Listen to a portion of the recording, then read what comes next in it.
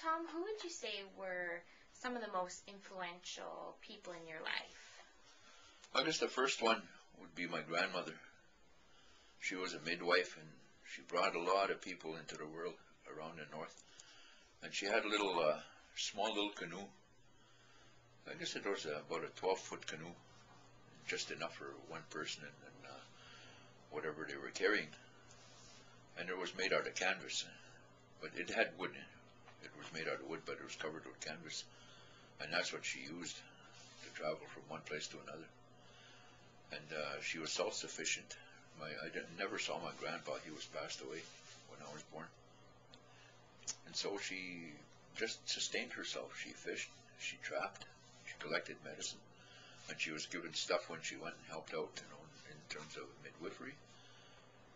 So to me, she had knowledge of everything in a bush, when to pick it, how to pick it, and how to use it. So she had incredible knowledge, and today I can see how much knowledge that she had, carried. People up north over there came from Batoche, and they spoke that Michif French, and they called her Le Petit Nord. That means the little northerner in French, or Michif. And because they seen what she did, how she lived and everything. And you could see her out in the lake, and she had this line with a hook on the end of it, and she'd go up and down like this. And she'd catch a fish that way. She'd never set a net. She didn't need that much fishing. All she needed was one to eat that day. And she'd always, check her traps real early in the morning. She'd take off. Even before daylight, she'd be home already, finished checking her traps or her snares. And she used to trap squirrels or snare them and fix them up and sell them. And that's how she got some of the money. Then as she got older and she could hardly move around, she had two canes. People said she was way over 100. We do have a birth certificate for her, but it was made by the priests. People say she was way over what that birth certificate said, so there's really no way to know how old she was. She was born in the 1800s. She was one of the last old ladies that lived up north, old Métis ladies that had all that knowledge and that knowing about that way of life. So she'd be my first one.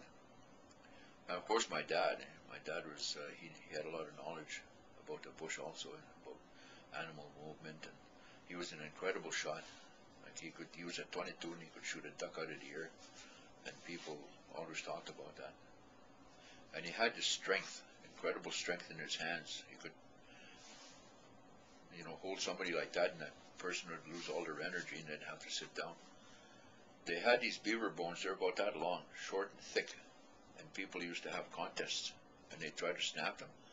Pretty well all the guys up north there could snap one bone, beaver bone, because they were all trappers and they were all very, very strong.